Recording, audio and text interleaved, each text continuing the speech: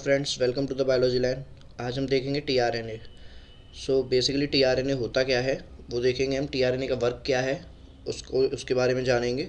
सो tRNA एक adopter molecule है। Means ये कुछ एडेप्ट करता है। क्या एडेप्ट करता है?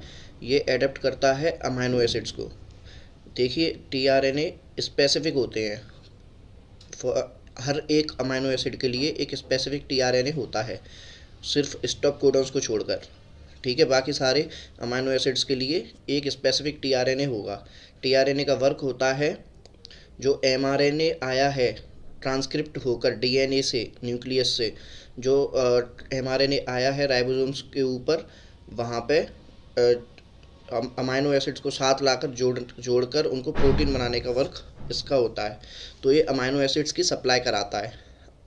सो स्पेसिफिक टीआरएनए होते हैं राइबोसोम्स, वो साइटोप्लाज्म के अंदर, जो कि specific amino acids according to mRNA codon, mRNA से कोडॉन सेंस कर ये उस हिसाब से अमाइनो एसिड्स को निकालता है और उनको एडेप्ट करके वहाँ पहुँचाता है राइबोसोम्स के, जहाँ पे हमारा प्रोटीन बनता है। सो हम बेसिकली मैकेनिज्म देखेंगे क्या है। जो आप स्ट्रक्चर देख रहे हैं, ये अभी अपनी एनसीईआरटी में नया स्ट्रक्चर आया है। पहले जो स्ट्रक्चर हुआ करता था टीआरएनए का पुरानी एनसीईआरटीज़ में, वो कुछ ऐसा होता था, प्लस साइन जैसा होता था। तो इसमें जो नीचे जो है, जो हमारी एंटी कोडॉन लूप होती थी, और ये ऊपर यहाँ पे अमाइनो एसिड लिंक होते थे। ठीक है, तो बेसिकली इसका वर्क है, जो हमारा एमआरएनए ट्रांसक्रिप्ट होकर, कहाँ से आया ये एमआरएनए? ये आया है डीएनए से ट्रांसक्रिप्ट होकर। ये आया डीएनए न्यूक्लियस से निकल के एमआरएनए आया, और ये एमआरएनए पहुंचा हमारा राइबोसोम्स के यहाँ पे। ओके, राइबोसोम के यहाँ पहुंचा ट्रांसलेशन के लिए। तो अब राइबोसोम के यहाँ पे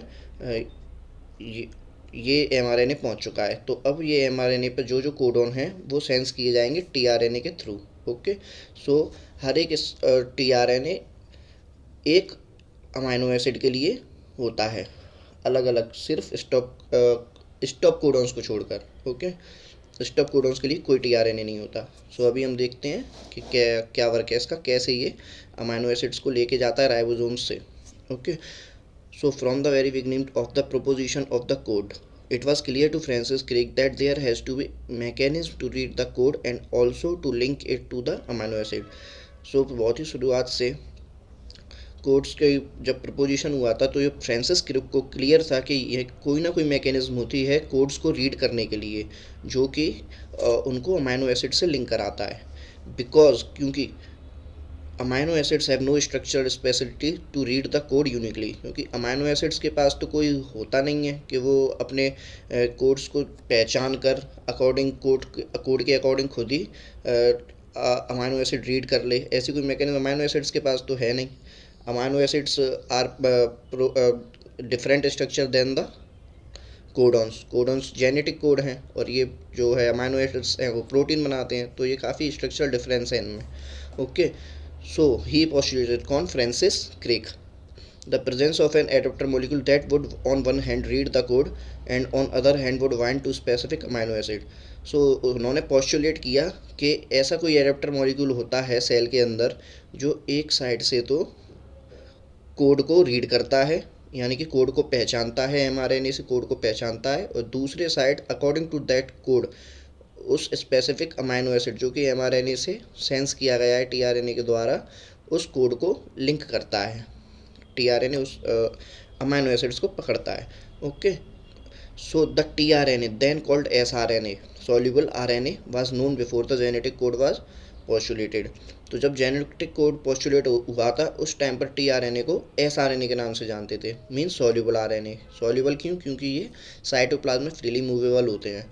however its role as an adapter molecule was assigned much later, पर एडेप्टर मॉलिक्यूल की तरह इनका फंक्शन बहुत बाद में पता चला। सो टीआरएनए का स्ट्रक्चर में है, टीआरएनए का मेन स्ट्रक्चर में हम देखेंगे, एक तो होती है उनकी anticodon loop. TRNA has an anticodon loop that has bases complementary to the code. So anticodon loop यानी कि ये लूप है टीआरएनए की, जैसा कि मैंने बताया उसमें प्लस साइन वाले स्ट्रक्चर में। तो ये थोड़ा 3D इसका स्ट्रक्चर है, तो ये एंटी कोडन लूप है जो कि mRNA के कोडन को सेंस करेगी, और ये कॉम्प्लीमेंट्री होता है mRNA के कोडन से। Okay, and it also has an amino acid acceptor and, और इसके अपोजिट एंड पे होता है, यानी कि 3' एंड पे amino acid acceptor end. Okay, to which it binds to amino acid. तो यहाँ ये एंटी कोडन के हिसाब से, जो भी एंटी कोडन लूप में जो कोडन के सेंस हुआ है उसके हिसाब से यहाँ पे ये 3' एंड पे, यानी कि अमाइनो एसिड एक्सेप्टर एंड पे उस पर्टिकुलर अमाइनो एसिड को राइबोसोम से ढूंढकर लिंक करता है, अपने से जोड़ता है। So which ends to amino acid. Okay, tRNAs are specific for each amino acid. tRNA प्रत्येक अमाइनो एसिड के लिए एक पर्टिकुलर होता है, स्पेसिफिक होता है। For initiation there is another specific tRNA that is referred to as initiator tRNA।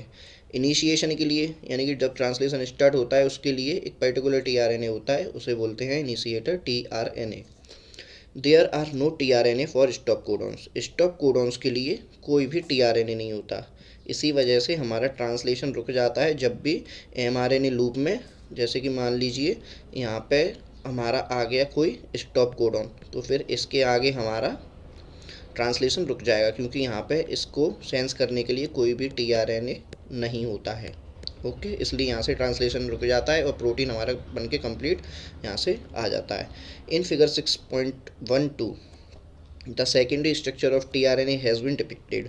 तो यहाँ जो सेकेंडरी स्ट्रक्चर बताया गया है, जो कि अभी नया हुआ है, मॉडिफाई हो गया है हमारी नई एनसीईआरटी में, पुरानी में ऐसा प्लस साइन जैसा आता था।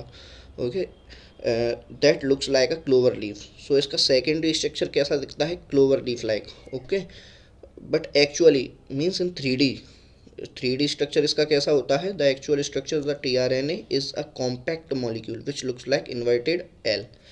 मीन्स जो इसका रियल स्ट्रक्चर हम देखेंगे, 3D देखेंगे, तो वो कुछ ऐसा दिखता है। इसकी लूप ऐसे दिखती है, एल जैसा शेप आता है। ये होता है 3' है, और यहाँ अपना 5'। तो 3' होता है अपना अमाइनो एसिड एक्सेप्टर। सो कि ये हमारा tRNA का बेसिक स्ट्रक्चर, कैसे ये वर्क करता है। सो अब हम देखते हैं प्रोसेस ऑफ ट्रांसलेशन। ट्रांसलेशन का मतलब क्या है वो देखते हैं। Translation refer to the process of polymerisation of amino acids to form a polypeptide. Translation का सिंपल मतलब है पॉलीमराइजेशन, मीन्स अमाइनो एसिड्स के पॉलीमर बनाना, और जिसके थ्रू बनता है हमारा पॉलीपेप्टाइड, यानी कि बेसिकली प्रोटीन बनती है। The order and sequence of amino acid are defined by the sequence of bases in the mRNA। तो जो sequence of amino acid link होने हैं पॉलीपेप्टाइड चेन में, वो किसके ऊपर डिसाइड होता है, किसके बेसिस पे होता है वो, जैसा कि mRNA में सीक्वेंस होता है बेसिस का, कोडोन के बेसिस का जो सीक्वेंस होता है उसके अकॉर्डिंग हमारे सीक्वेंस होता है अमाइनो एसिड का। उसी प्रकार से पॉलीपेप्टाइड में अमाइनो एसिड लिंक होते हैं। The amino acid are joined by a bond which is known as a peptide bond. तो एक अमाइनो एसिड दूसरे अमाइनो एसिड से किस बॉन्ड से जुड़ता है, peptide bond. Okay, peptide bond होता है फॉर्मेशन, और इसी तरह आगे अमाइनो एसिड जुड़ते जाते हैं और एक प्रोटीन चेन बन जाती है। Formation of a peptide bond requires energy. Anabolic reaction है, मीन्स कुछ बन रहा है तो एनर्जी रिक्वायर है, एटीपी रिक्वायर है। Therefore in the first phase itself amino acid are activated in the presence of ATP. तो अमाइनो एसिड किससे के थ्रू होते हैं एक्टिवेट, एटीपी की वजह से। हमें पता है सेल में एनर्जी यूनिट हमारी एटीपी है, तो एटीपी ही लगती है। And linked to their cognate tRNA, a process commonly called as charging of tRNA। इस प्रोसेस को बोलते हैं चार्जिंग ऑफ tRNA और aminoacylation of tRNA to be more specific. तो अमाइनो एसाइलेशन ऑफ tRNA ने चार्जिंग ऑफ tRNA क्या है, जब एटीपी एक्टिवेट करता है tRNA को अमाइनो एसिड से लिंक करने के लिए। ओके, क्योंकि हमने देखा था ना कि दो लूप हमने देख ली थी उसकी, और उसकी एक जो लूप होती है वहाँ पे ये एटीपी के लिए रहती है, एक लूप जहाँ पे एटीपी आता है जिसकी वजह से वो चार्ज होता है। टू बी मोर से, if two such charged tRNAs are brought close enough, the formation of peptide bond between them occurs. अगर ऐसे ही चार्ज टू tRNA, यानी कि एक tRNA ये है, एक tRNA ये है, ये एंटीकोडन लूप है, ये ऑलरेडी यहाँ पे इसने mRNA से एक कोडन यहाँ पे, एक कोडन यहाँ पे, इस एंटीकोडन लूप ने सेंस कर लिया है और यहाँ पे एक अमाइनो एसिड यहाँ लगा चुका है और एक अमाइनो एसिड यहाँ लगा चुका है और ये यहाँ पे ATP जुड़ चुकी है दोनों में, तो इसे बोलेंगे चार्ज tRNA। और जब ऐसे दो tRNA साथ में आते हैं, यानी एक साथ आते हैं, तो ये दोनों अमाइनो एसिड आपस में जुड़ जाते हैं पेप्टाइड बॉन्ड के थ्रू। ओके, और फॉर्मेशन ऑफ पेप्टाइड बॉन्ड इनमें हो जाता है। और इसमें एनर्जी की रिक्वायर्ड होती है, जैसा कि हमने देख लिया ATP के through. The presence of a catalyst would enhance the rate of peptide bond formation. अगर कोई कैटालिस्ट जोड़ें तो ये हमें पता है कैटालिस्ट का वर्क ही होता है रिएक्शंस को एनहांस करना। The cellular factory responsible for synthesise proteins is the ribosome. तो जो सेलुलर फैक्ट्री है जहाँ पे ये सारी लिंकेज होती हैं, जहाँ पे ये सारी पूरी मैकेनिज्म होती है, वो किसके यहाँ होती हैं? राइबोसोम के यहाँ। राइबोसोम के अंदर ये सब लिंकिंग होती है, tRNA आपस में एक दूसरे से जुड़ते हैं और वहाँ अमाइनो एसिड्स एक दूसरे से लिंक होते हैं और एक पेप्टाइड चेन बनती है, polypeptide chain. So the ribosome consist of structural RNA and about 80 different proteins. So ribosomes का स्ट्रक्चर क्या है? उनमें बेसिकली राइबोसोम बना होता है RNA और प्रोटीन से। सो उसमें स्ट्रक्चरल RNA होते हैं जिसको बोलते हैं rRNA, राइबोसोमल RNAs, और उसके अंदर होते हैं different proteins. Okay, in its inactive state means जब राइबोसोम इनएक्टिव होता है, यानी कि जब उसके यहाँ पर ट्रांसलेशन नहीं हो रही है, जब वहाँ प्रोटीन नहीं बन रहा है, सो राइबोसोम कैसा होता है? इट एग्जिस्ट एज 2 सब यूनिट्स। तो राइबोसोम हमारा 2 सब यूनिट की तरह अलग अलग रहता है। तो वो 2 सब यूनिट होती हैं, एक लार्ज सब यूनिट और एक small subunit. Okay, when the small subunit encounters an mRNA, जब mRNA हमारा न्यूक्लियस से ट्रांसक्रिप्ट होकर small subunit of ribosome के यहाँ आता है, तो process of translation of mRNA to protein begins. तो प्रोसेस ऑफ ट्रांसलेशन यानी कि प्रोटीन फॉर्मेशन की प्रोसेस स्टार्ट हो जाती है। कब होती है? जब mRNA हमारा न्यूक्लियस से निकलकर कहाँ जाता है? Small unit of ribosome. Okay, जब इसके पास आता है वैसे ही हमारी स्टार्ट हो जाती है प्रोसेस ऑफ ट्रांसलेशन स्टार्ट हो जाती है। So there are 2 sites in the large subunit, और लार्ज सब यूनिट में 2 साइट्स होती हैं फॉर सब्सिक्वेंट अमाइनो एसिड्स। तो हमारी देखिए ये लार्ज सब यूनिट है राइबोसोम की और ये स्मॉल है। ओके, तो यहाँ पे हमारी 2 साइट होती हैं लार्ज सब यूनिट पे। There are 2 sites in the large subunit for subsequent amino acid to bind to and thus to close enough to each other for the formation of a peptide bond. जैसे कि देखिए यहाँ पे 2 tRNA 2 amino acids को लेकर आए हैं अपनी अमाइनो एसिड लूप पर। एक ये tRNA है और दूसरा ये tRNA है। तो ये 2 साइट्स हैं यहाँ पे, एक इसको मान लीजिए P और इसको Q। ये 2 साइट्स होती हैं लार्ज सब यूनिट पे, जहाँ पे ये tRNA आते हैं अमाइनो एसिड्स को लेकर, जिसके थ्रू और ये चार्ज tRNA जैसा कि हम देख चुके हैं। और जब ये चार्ज tRNA आपस में आते हैं तो अमाइनो एसिड्स के बीच में पेप्टाइड बॉन्ड बन जाता है, close enough to each other for the formation of peptide bond. Okay, the ribosome also act as a catalyst. Ribosome catalyst की तरह भी वर्क करता है। 23S RNA in bacteria is the enzyme ribosome. Okay, so basically ये एक point करने की बात है, ज़्यादातर हमारे जो क्या कहते हैं कैटलिस्ट होते हैं वो प्रोटीन होते हैं स्ट्रक्चरली, पर ये जो है बैक्टीरियाज में एक राइबोजाइम नाम का एंजाइम होता है जो कि RNA से बना होता है, RNA होता है वो। सो राइबोसोम में ये कैटलिस्ट की तरह वर्क करता है for the formation of peptide bond, enhance कर देता है इस प्रोसेस को। अ translation unit in mRNA, a translation unit in mRNA is the sequence of RNA that is flanked by the start codon and the stop codon. सो जो translation unit होती है mRNA के अंदर, यानी कि एक पर्टिकुलर पॉइंट, ट्रांसलेशन यूनिट का मतलब क्या है, पर्टिकुलर पॉइंट जहाँ पे ट्रांसलेशन हो रहा है in mRNA is the sequence of RNA that is flanked by a start codon and the stop codon and codes for polypeptide. And mRNA also has some additional sequences that are not translated and are referred as untranslated regions, UTR.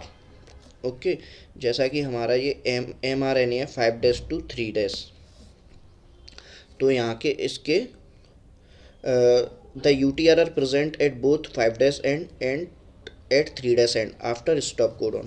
तो यहाँ पे अगर stop codon होगा तो इसके पीछे हमारा एक UTR रीजन होगा, यहाँ पे ऐसे ही एक UTR रीजन होगा यहाँ पे।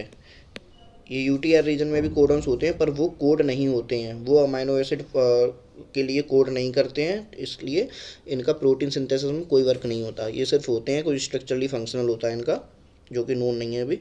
सो ये भी हम देख चुके हैं, UTR होते हैं। सो फॉर इनिशिएशन, तो अभी ये प्रोसेस इनिशिएट कैसे होती है।